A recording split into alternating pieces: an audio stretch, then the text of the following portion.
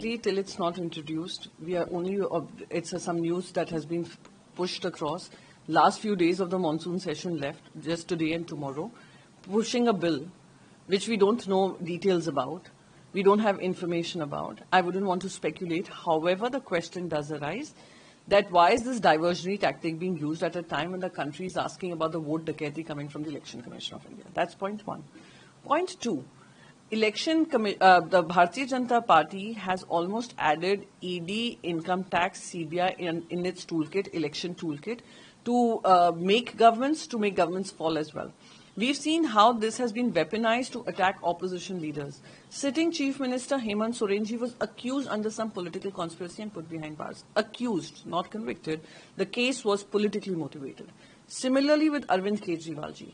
Sitting ministers of Kejriwalji's government, whether it was Satyendra Jainji, whether it was Manish Sisodia, or whether it was their floor leader of Rajya Sabha, Shri Sanjay Singhji, all under politically motivated cases sent behind bars. Satyendra Jainji spent over a year in jail to get a clean sheet now.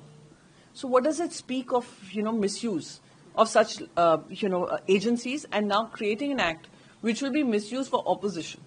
We saw how Sanjay Raoji was put behind bars, and it was the courts which came in and said a civil case was converted into a criminal case to politically tarnish his image and politically target him.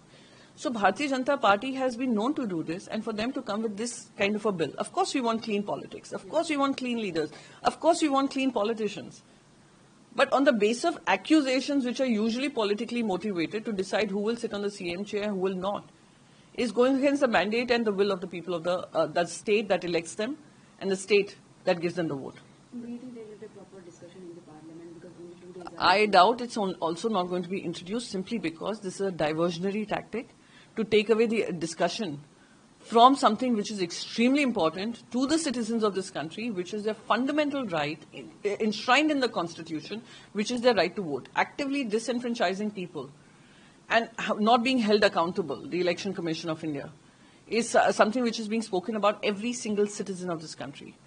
To divert from that topic and knowing that they are cornered, they are coming up with news such as this. My last question would be about the vice presidential candidate. Opposition is introduced it, though NDA was trying to convince opposition parties to support their candidate.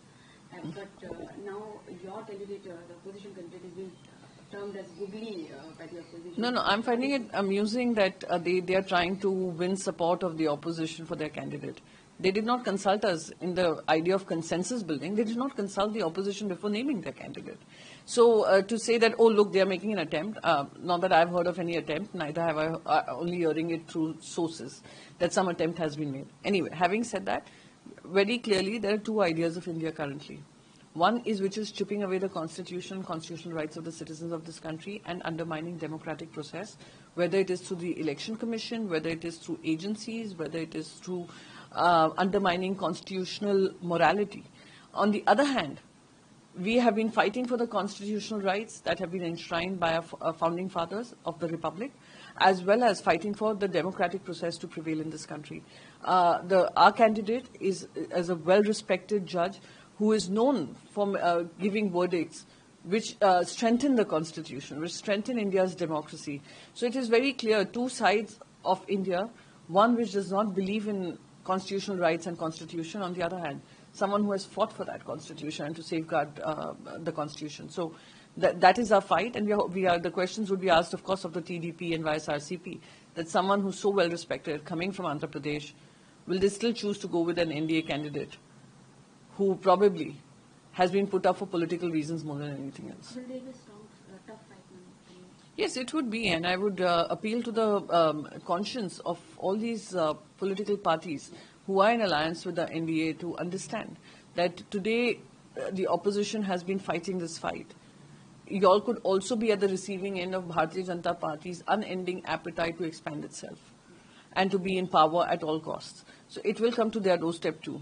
So it is for them to now decide and take a call that should we work to safeguard India's constitution and democratic principles, or should we compromise that at the altar of being in power?